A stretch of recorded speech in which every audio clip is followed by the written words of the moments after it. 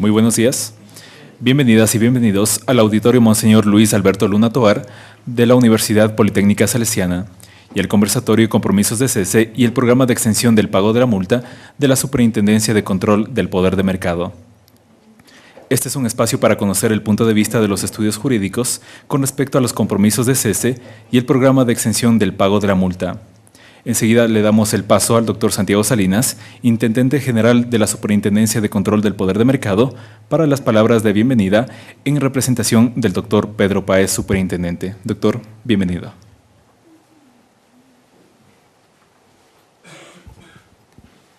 Señores asistentes, señores miembros del panel, un saludo. Bienvenidos, muy buenos días, agradezco su importante presencia. Este tipo de eventos buscan poner en conciencia de esta nueva ley del control de poder de mercados, muy importante y afín tanto a los abogados o a quienes están llevando carreras de administración de empresas. Esto en el día a día verán que les será muy útil y evitará que el mercado siga afectándose, sino que el mercado empiece a crecer sano, libre de cualquier barrera, libre de cualquier tipo de conducta que debe afectarlos. En lo que vamos a tratar ahora es una parte de nuestra ley que busca que los operadores económicos que quizás estuvieran o incurrieron en alguna falta hacia la ley se presenten ante las autoridades competentes, la Superintendencia de Control de Poder de Mercado, exponga su situación y obviamente esto genere un procedimiento administrativo que busque de una forma subsanar los posibles daños al mercado, devolver la estabilidad a la economía y esto obviamente mantener una competencia sana dentro de nuestro país. Obviamente ya entraremos en materia con mejores explicaciones con los señores panelistas, quienes nos van a brindar una gran visión de esto. Nuevamente bienvenidos, agradezco su presencia y a nombre del señor doctor Pedro Páez hago votos porque todas estas reuniones hagan dentro de la sociedad el necesario movimiento para que tengamos conciencia de estas nuevas leyes y lo beneficiosas que son para nosotros. Gracias.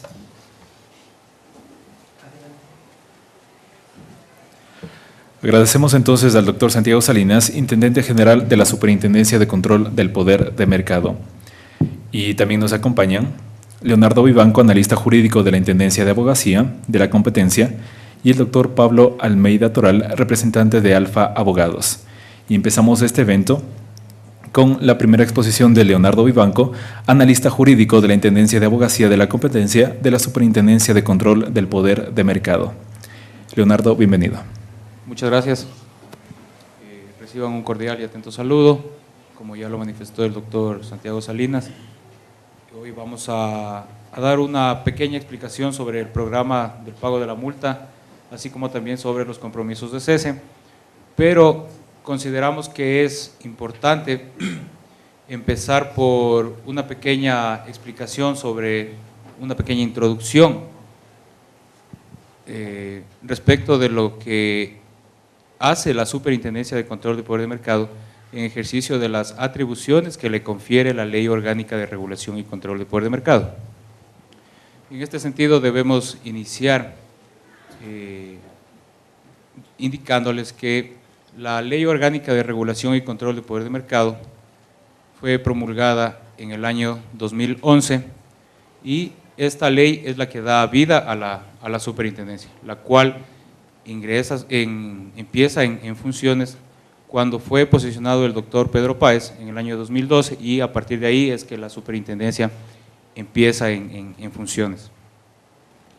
Bien, ¿cuál es el objeto de la Ley Orgánica de Regulación y Control del Poder de Mercado? Esta ley lo que trata de, el objeto de esta ley es evitar, prevenir, corregir, eliminar y sancionar el abuso de los operadores económicos que tengan poder de mercado, así como también la prohibición, prevención y sanción de acuerdos colusorios y otras prácticas. De la misma forma, se encarga del control y regulación de las operaciones de concentración económica y buscando la prevención, la prohibición y la sanción de las prácticas desleales. ¿Qué es lo que esta ley trata de conseguir con esto? Es la eficiencia en los mercados, que exista un comercio justo y que no se afecte al bienestar general de los consumidores y de los usuarios. Entonces, ese es el objeto principal de la ley. Con respecto al ámbito de esta ley, para efectos de esta ley están sometidos a las disposiciones de esta ley todos los operadores económicos, sean personas naturales o sean personas jurídicas, con o sin fines de lucro, sean nacionales o extranjeras, que realicen actividades económicas en todo o en parte del territorio nacional, así como también los gremios que a estas las agrupan. Las conductas o actuaciones en que incurriere un operador económico serán imputables a él y al operador que lo controla cuando el comportamiento del primero ha sido determinado por el segundo. Entonces, creo que con estas dos definiciones básicas que están establecidas en el artículo 1 y en el artículo 2 de la ley, son los lineamientos principales como para entender qué es lo que trata de conseguir la superintendencia, qué es lo que hace la superintendencia y qué facultades le otorga la ley a la superintendencia. En este sentido, la misma ley define varias conductas que son las conductas que son investigadas y que posteriormente, en caso de que se compruebe que se ha incurrido en alguna de estas prácticas, se sancionará. Como ya dijimos, la superintendencia no busca sancionar, sancionar a todos los operadores. Lo que la superintendencia también busca es prevenir. Prevenir, y a través de la prevención también se puede conseguir lo que es la exención, los compromisos de cese, que es lo que vamos a tratar un poco más adelante. Como les comentaba, la ley nos da definiciones sobre varias conductas que son las que se investigan, como el abuso de poder de mercado. Dentro de abuso de poder de mercado existen conductas cuando los operadores económicos afectan potencialmente la participación y la capacidad de entrada o expansión de otros operadores económicos. También se consideran conductas de uno o varios operadores económicos con poder de mercado en condiciones en que, debido a la concentración de medios de producción o medios de comercialización, afecten o puedan afectar, así como también puedan limitar o impedir la participación de otros competidores. De igual forma, la fijación de precios predatorios o precios explotativos, alteraciones injustificadas de niveles de producción de mercado o de desarrollo técnico o tecnológico, discriminación injustificada de precios. Estas son algunas de las conductas que se encuentran establecidas en el artículo 9 de la Ley Orgánica de Regulación y Control de Poder de Mercado, que tienen que ver con el abuso de poder de mercado. De la misma forma, existen otro tipo de conductas, que son las conductas que tienen que ver con acuerdos y prácticas restrictivas.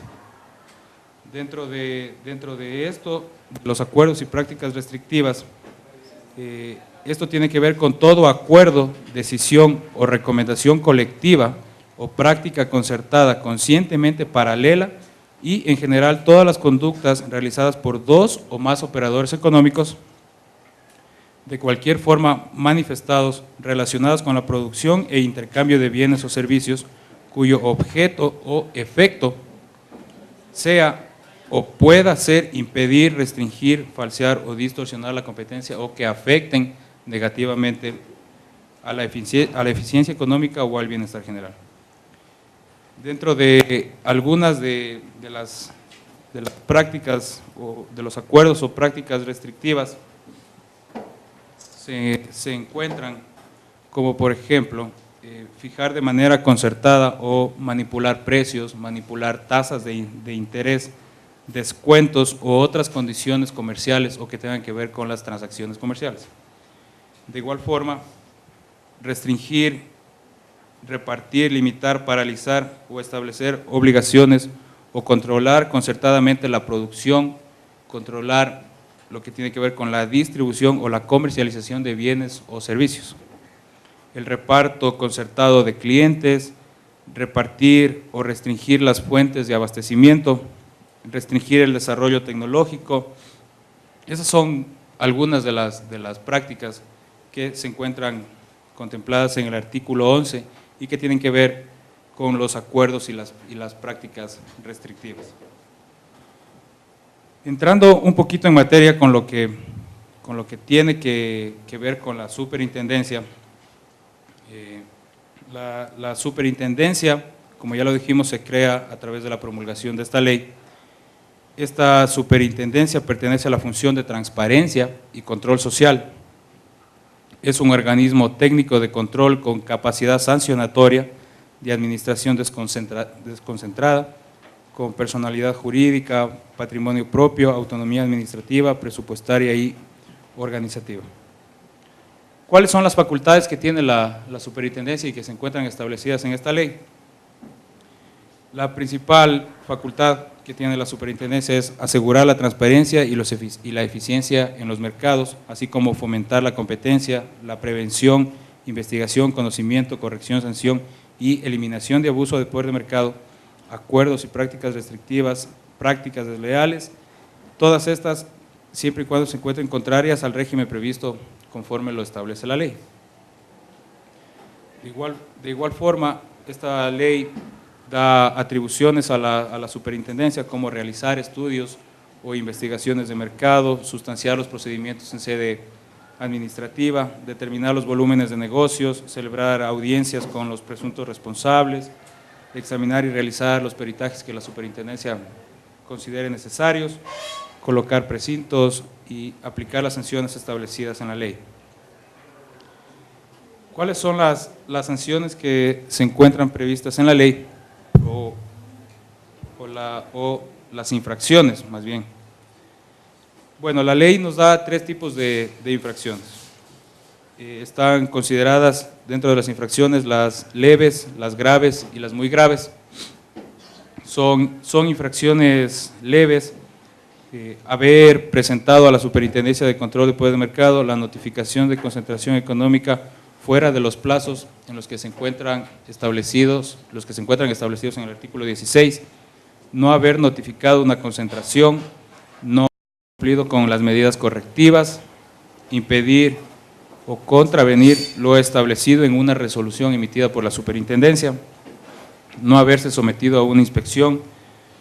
Estas son algunas. Las infracciones graves tienen que ver con el desarrollo de conductas colusorias, con abuso de poder de mercado, con falseamiento el falseamiento del régimen de la competencia, ejecución de una operación de concentración sujeta a control antes de haber sido notificada, utilización infundada, deliberada y reciente de incidentes legales o judiciales, no haber cumplido con las medidas correctivas. Son algunas. Las infracciones muy graves tienen que ver con el desarrollo de conductas colusorias tipificadas en el artículo 11. De la misma forma, el abuso de poder de mercado que está tipificado en el artículo 9. La ejecución de actos o contratos efectuados por un operador económico resultante de una concentración sujeta a control antes de haber sido notificada a la Superintendencia de Control de Poder de Mercado o antes de que haya sido autorizada de conformidad como lo establece la ley. Esos son los tipos de infracciones que tipifica la ley. De la misma forma, la ley establece sanciones para quienes infrinjan esta ley. De acuerdo a la ley, se están establecidas las siguientes sanciones, como con infracciones leves con una multa de hasta el 8% del volumen de negocios total de la empresa u operador económico infractor en el ejercicio inmediatamente anterior al de la imposición de la multa. Infracciones graves con una multa de hasta el 10% del volumen de negocios total de la empresa u operador económico infractor en el ejercicio inmediatamente anterior a la imposición de la multa. Esas son las graves. Y las infracciones muy graves con una multa de hasta el 12% del volumen de negocios total de la empresa u operador económico infractor en el ejercicio inmediatamente anterior al de la imposición de la multa. Creo que con esta pequeña introducción que se ha dado y que me he permitido citar en muchos de los casos los artículos tal cual están tipificados en la ley, creo que con esta pequeña introducción podemos empezar con la exención del pago de la multa y el compromiso de cese. Bien, exención del pago de la multa. Primero hay que tener o dejar muy en claro la definición de exención. La exención es una liberación de una obligación o de una carga. La Ley Orgánica de Regulación y Control de Poder de Mercado, en su artículo 83, establece que la Superintendencia de Control de Poder de Mercado eximirá a una persona natural o a una persona jurídica del pago de la multa que hubiere podido imponerle cuando. Aquí existen dos variables. La primera es cuando sea la primera persona en aportar elementos de prueba que le permitan ordenar el desarrollo de una inspección en relación con una infracción al artículo 11, siempre y cuando en el momento de aportarse a aquellos no se disponga de elementos suficientes para que se pueda ordenar la misma. Estábamos hablando en este caso de la inspección. La segunda variable tiene que ver con cuando sea la primera persona en aportar elementos de prueba que a juicio de la superintendencia le permita comprobar que en efecto se ha llevado a cabo una infracción del artículo 11. Existe la condición de que en el momento de aportarse los elementos, la superintendencia no disponga de elementos de prueba suficientes para establecer la existencia de esta infracción y además que no se haya concedido una exención a una empresa o un operador económico o a una persona física. Estas son las dos variables que tienen que ver con el artículo 83 que habla sobre la definición de exención del pago de la multa. ¿Cuáles son los requisitos para que la Superintendencia de Control de Poder de Mercado pueda conceder la exención? Primero se debe presentar una solicitud. En esta solicitud se deben cumplir varias cosas. Cooperar plenamente, continua y diligentemente con la superintendencia en términos que se establezcan reglamentariamente a lo largo de todo el procedimiento administrativo de investigación. Poner fin a la participación en la presunta infracción en el momento que facilite los elementos de prueba, excepto en aquellos casos en que la Superintendencia de Control de Poder de Mercado estime necesarios que dicha participación continúe con el fin de preservar la eficacia dentro de esa inspección. De la misma forma, no haber destruido elementos de prueba relacionados a la solicitud de exención sin haber revelado directa o indirectamente, incluso también a terceros distintos a la superintendencia, la intención de presentar la solicitud o de igual forma el contenido de la solicitud. No haber adoptado medidas para obligar a otras personas u operadores económicos a participar en la infracción. Hay que dejar o tener muy en claro que la exención del pago de la multa concedida beneficiará a los representantes legales, a los órganos directivos, siempre y cuando hayan colaborado con la superintendencia. Esa es como que una pequeña definición. El deber de cooperación de los solicitantes. De acuerdo al artículo 104 del Reglamento para la aplicación de la Ley Orgánica de Regulación y Control de Poder de Mercado, a efectos de lo establecido en el artículo 83 y en el artículo 84 de la ley, se entenderá que se coopera plena, continua y diligentemente con la superintendencia cuando a lo largo de todo el procedimiento se cumplan con los siguientes requisitos. Facilitar a la superintendencia toda la información y elementos de prueba relevantes relacionados con una presunta práctica restrictiva que estén en su poder o a su disposición. Quede a disposición de la superintendencia para responder sin demora a todo requerimiento que contribuya al esclarecimiento de los hechos. De la misma forma, facilitar a la superintendencia de entrevistas con los empleados, con los directivos actuales de las empresas y, en su caso, con los directivos anteriores de la empresa. Abstenerse de destruir, falsificar o así también ocultar información o elementos de pruebas relevantes relativos a la presunta práctica restrictiva y que se abstenga de divulgar la presentación de la solicitud de exención, así como el contenido de la misma. Esta ley lleva implícito algunos aspectos importantes, como son los compromisos de cese y el programa de exención de pago de la multa. ¿Qué es esto de ley orgánica para las personas que no se encuentran en la materia jurídica? La jerarquización de las leyes según nuestra Constitución, el artículo 425, nos da la pauta de cuáles son las leyes y el orden que deben ser aplicadas. El 425, si me permiten, de nuestra Constitución, nos habla que el orden jerárquico de estas leyes son la Constitución, en primer lugar, los tratados y convenios internacionales y las leyes orgánicas. Luego de aquellas serán las leyes ordinarias. Es importante entonces conocer que esta ley orgánica de regulación y control del poder de mercado reviste vital importancia dentro de la aplicación en el asunto netamente comercial y social. ¿Para qué fue creada esta ley? Es importante saber que a mi criterio esta ley protege a consumidores, a empresarios, pero sobre todo a los pequeños y medianos productores de nuestra sociedad, de ciertos abusos que se encuentran derivados de la alta concentración económica y las prácticas monopólicas que derivan el poder de este mercado, siendo este poder de este mercado la capacidad que tiene un operador económico, llámese empresa, llámese industria, de incidir en el comportamiento del mercado. Esta ley debe garantizar a las empresas y garantiza de hecho reglas claras y transparentes para competir.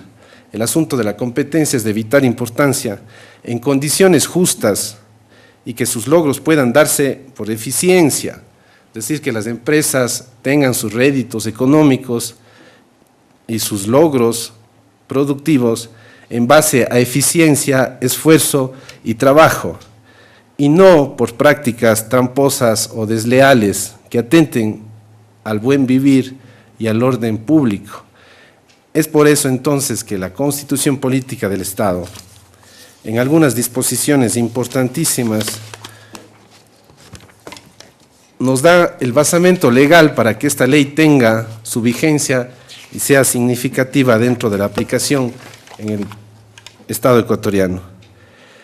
Si me permiten, el artículo 85 de la Constitución, en su numeral 1 y 2, manifiesta que la formulación, ejecución, evaluación y control de políticas públicas y servicios debe orientarse a la realización y garantía del buen vivir y de los derechos reconocidos constitucionalmente en el marco del principio de solidaridad, consagrándose una prevalencia importantísima, que es que el interés general prevalezca, esté por encima, sea superior al interés particular.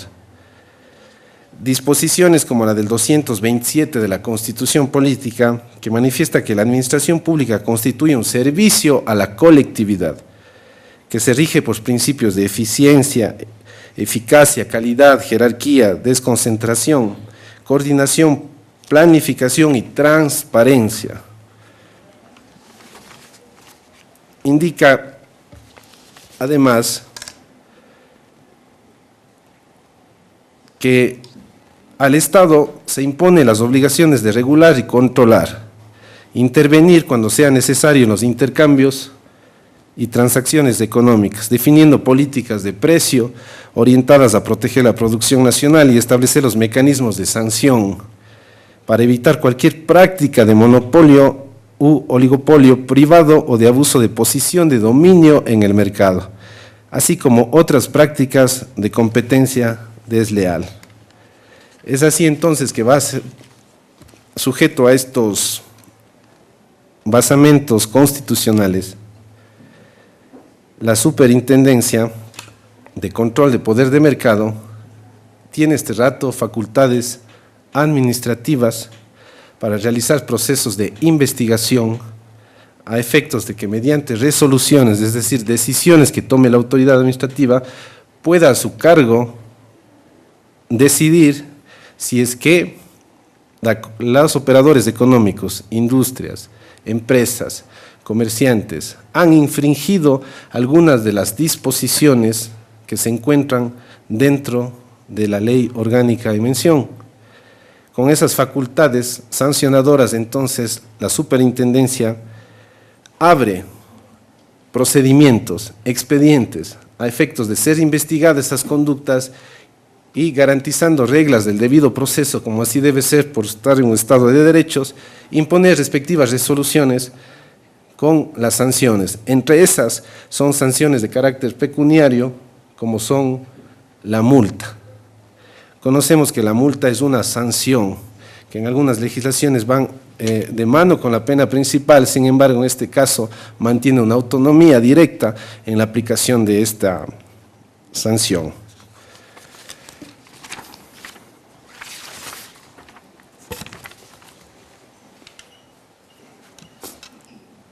Bien, el procedimiento. Como antecedente para que exista una multa, para que exista un fenómeno procesal de exención de pago de multa y que la superintendencia se pueda manifestar en base a su facultad discrecional de que una persona sea un operador económico sea condonado de este pago de la multa, necesariamente se tiene que ventilar un procedimiento. Este procedimiento se puede iniciar de oficio, a solicitud de un órgano del Estado de Administración Pública. Puede ser por denuncia formulada por un agraviado o por cualquier persona natural o jurídica, pública o privada que demuestre interés legítimo en el proceso que la superintendencia va a tomar a su cargo. De este procedimiento, evidentemente, al finalizar el mismo, hay varias etapas. Se garantiza el derecho a la defensa, existe la aportación de medios de prueba, que sería motivo de otro análisis o de otro conversatorio por el asunto de lo que requiere algunos estudios jurídicos de lo que significa el procedimiento administrativo de la superintendencia. Se van a identificar sujetos infractores. Los sujetos infractores son aquellos que han atentado contra esta ley, han infringido lo dispuesto, lo que está prohibido en esta ley. Estos sujetos infractores, que pueden ser personas naturales o jurídicas, que incurran en prohibiciones o ejecuten acciones u omisiones que se encuentren tipificadas como infracciones en la presente ley. Dentro de esas sanciones, la ley orgánica ha puesto porcentajes de multa, considerando el nivel jerárquico de las infracciones. En primer lugar, las infracciones leves, graves y muy graves. Las infracciones leves, el porcentaje es del 8% del volumen de negocios totales de la empresa en el caso de considerarse y configurarse las infracciones. En caso de las infracciones graves, del 10% del volumen de negocios, y en caso de muy graves, el 12% del volumen de negocios total de la empresa. Sin embargo, la facultad discrecional que tiene el superintendente en este momento permite a que, en caso de que no sea posible determinar el volumen de negocios totales de las asociaciones, uniones o agrupaciones de empresas, se pueda imponer multas que van desde los 50 a 2.000 remuneraciones básicas unificadas en caso de infracciones, de 2.000 en adelante a 40.000 remuneraciones básicas unificadas dependiendo las circunstancias y el tipo de infracción. Se encuentra claro entonces que durante un procedimiento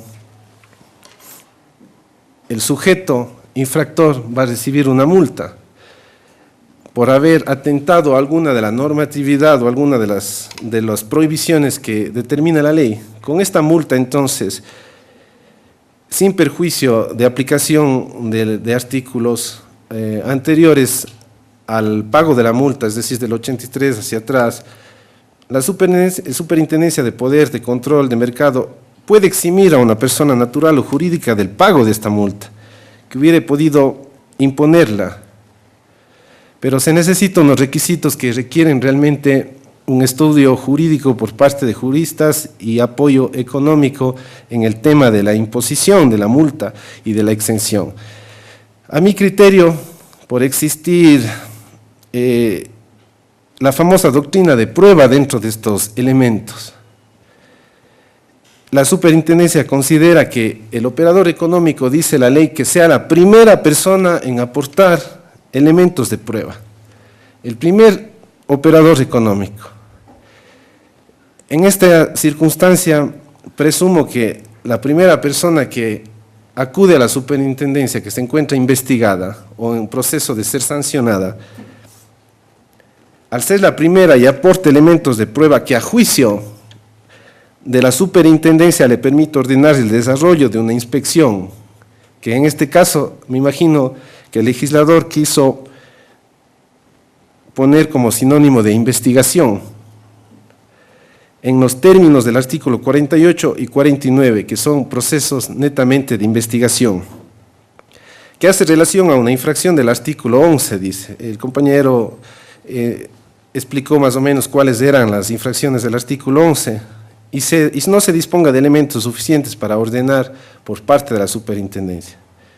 Es decir, que el operador económico tendrá que aportar elementos de prueba que a juicio, es decir, a la sana crítica de la superintendencia, ciencia, lógica y experiencia en la aplicación de una decisión, a efectos de que al ser la primera que aporte elementos de prueba y cumpla con este requisito, entonces se podrá considerar a la facultad discrecional de no cobrar la multa. En un caso, entonces, los elementos de prueba van directamente encaminados a que estos sirvan para ordenar una investigación, el primer requisito de la ley. El segundo dice que los mismos elementos de prueba van a tener otro destino, que sería el de comprobar la infracción. Nótese para los juristas de aquí presentes que los elementos de prueba conducentes de manera directa e inequívoca irían en primer término a que el superintendente, con estos elementos que la primera persona le entregue a la superintendencia, hablando del operador económico, el superintendente puede ordenar la investigación. En un segundo caso, que esos mismos elementos puedan determinar y comprobar ipso facto la existencia material de la infracción administrativa. De cumplirse esos dos requisitos, tenemos entonces que procedería a la exención del pago de la multa.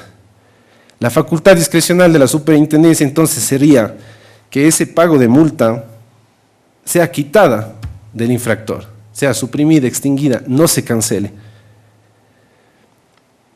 Un detalle además de que la ley está hablando de elementos probatorios en temas jurídicos, me imagino que son elementos ciertos, contundentes, decisivos, que hace que la autoridad juzgadora, en este caso administrativa, la superintendencia, pueda determinar evidentemente que se pueda iniciar una investigación y que también se pueda comprobar una infracción. En la ley, en este momento, nótese, no le sirven los indicios probatorios. En este caso, los indicios probatorios no surtirían un efecto jurídico en la valoración de la autoridad administrativa. Al decir elementos, considero yo que deben ser contundentes y directos para que exista una valoración seria por parte de la superintendencia y evidentemente se proceda con esta exención. Pero la ley aún es más exigente en este sentido. La exención de pago de multa, cumpliendo estos dos requisitos, también mantiene ligado al sujeto infractor o al operador económico mediante ciertas conductas a la intendencia, a la superintendencia. Como por ejemplo, dice que debe cooperar, es decir, un mecanismo de cooperación, que debe mantener el operador económico durante el procedimiento administrativo. La cooperación tiene que ser plena, continua y diligente con la superintendencia y en los términos que establezcan. Es decir, que la cooperación tiene que ser directa. debe mantenerse enlazado con el procedimiento administrativo, no se puede separar, aislar del procedimiento. Evidentemente, como ser presunto infractor y estar gestionando que se le perdone o la exención de la multa, se debe poner fin a la participación de la presunta infracción en el momento que se facilite elementos de prueba. Es decir, que el operador económico, en el momento que dé elementos probatorios a la superintendencia, la participación de la infracción debe terminar y finalizar. Estos elementos de prueba, otro requisito, no deben ser destruidos y deben estar relacionados con la solicitud que se presente de exención. Evidentemente, a la facultad discrecional y cumplidos todos estos requisitos, la superintendencia emitirá un pronunciamiento sobre la exención de esta multa. Esta exención entonces libera al sujeto infractor de pagar. Sin embargo, beneficiará igualmente, aquí hay un beneficio a sus representantes legales o a los órganos o miembros de los órganos directivos que hayan intervenido también en este acuerdo o decisión, es decir, que se traspasa y el beneficio se traslada a otros sujetos, que pese a no ser infractores o no estar investigados, existe un beneficio al cumplir estos requisitos. Esto sería en el primer aspecto respecto de la exención del pago de la multa. Otra figura importante dentro de esta ley son los denominados compromisos de cese. Evidentemente lo que se les transmite son cosas muy puntuales. El estudio jurídico, económico de esta ley va a requerir un estudio más profundo. A mis modestos conocimientos y de lo que se pudo estudiar, se ha tratado de transmitirles a ustedes conceptos básicos para que tengan presente cuál es el objetivo y la aplicación de este tipo de ley. Sin embargo, reitero, es una ley sumamente importante para el control y abuso de poderes de mercado, grupos económicos que se encuentran aislando a otras personas económicamente productivas a efectos de que éstas puedan desarrollarse de una forma leal, ética y moral en el asunto de las actividades económicas. Este compromiso de cese es una figura innovadora dentro de procedimientos administrativos. En nuestras legislaciones, hoy por hoy, no existe formas anticipadas de terminar los asuntos jurídicos o los presuntos infracciones, con excepción en materia penal de las formas anticipadas de terminar el proceso, donde evidentemente existe la autoincriminación para algunos autores o el reconocer que se ha cometido la infracción. El objetivo de los compromisos de cese dice que es ajustar el comportamiento de los operadores conforme a la ley orgánica, sin necesidad de sustanciar todo el proceso y de llegar a las sanciones. Es decir, es un compromiso que el operador económico hace que su conducta posterior a la presentación del compromiso de cese sea adecuar su conducta comercial a lo que determina la ley orgánica. A través de la aplicación de estos compromisos se persigue un asunto muy importante, que es minimizar el gasto de recursos del Estado. ¿Por qué razón? Cuando se abren procesos de investigación, cuando se abren procesos para juzgar infracciones de tipo administrativa, evidentemente la erogación monetaria por parte del Estado es alta. Sin embargo, los recursos del Estado con esta figura, dicen los tratadistas económicos y analistas de esta ley actuales, que se pueden minimizar los pagos en razón de que mediante el compromiso una persona accede voluntariamente a la superintendencia de bancos, un operador económico, perdón, a la superintendencia de control de poderes de mercados, accede y pide que mediante un compromiso queden sin efecto sus conductas y que éstas van a ser adecuadas en lo posterior a efectos de que no prosiga o no se dé lugar al procesamiento administrativo. Obviamente, al ser tan delicado este asunto y al tener facultad discrecional, los operadores económicos investigados pueden presentar a la superintendencia propuestas de compromisos, pero con la condición de que sea antes de una resolución administrativa. Esta resolución administrativa no debe haberse dictado a efectos de que accedan a los compromisos de cese. Se dice que esta propuesta de cese debe estar dirigida por una comisión de resolución de primera instancia, se debe ingresar por Secretaría General y debe contener requisitos a efectos de que estos puedan ser valorados. Estos requisitos evidentemente tienen que estar apegados estrictamente al margen de la ley. Es importante considerar que estos compromisos no representan sanciones. Afecta en menor grado a derechos de terceros. Generalmente la doctrina económica nos considera que los compromisos en el mayor número de casos son compensaciones de tipo monetarias, considerando las altas multas que el Estado a través de la superintendencia puede fijar a los operadores económicos. Estas compensaciones monetarias irán destinadas a la cuenta del Tesoro Nacional del Ecuador a efectos de que éstas puedan ser invertidas en las diferentes necesidades del país. Pero hay una novedad para finalizar. Un operador económico, dice, sin necesidad de haber sido notificado formalmente por la superintendencia,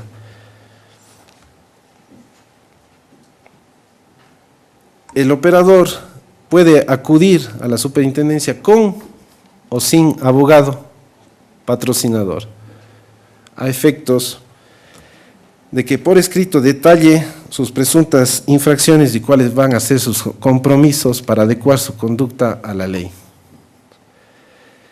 Es importante entonces considerar que estas dos figuras, exención del pago de multa y compromisos de cese, requieren de aspecto de fondo y de forma requisitos importantísimos a efectos de que la facultad discrecional de la superintendencia no sea una facultad que tenga ausencia de motivación.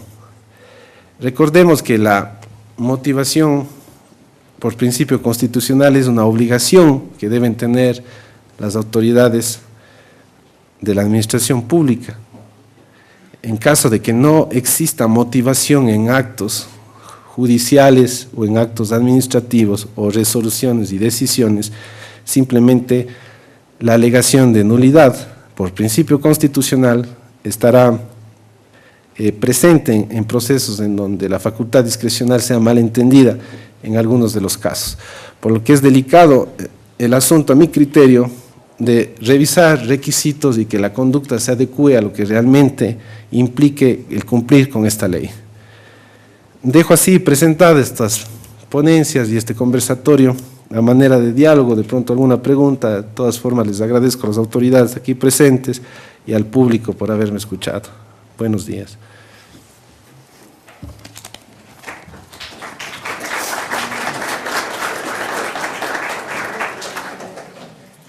Si no tienen alguna inquietud, alguna duda sobre la exposición del doctor Pablo Almeida Toral. Bueno, entonces, agradecemos a la Universidad Politécnica Salesiana. Este fue un evento de la Superintendencia de Control del Poder de Mercado. Muchas gracias y hasta una próxima ocasión.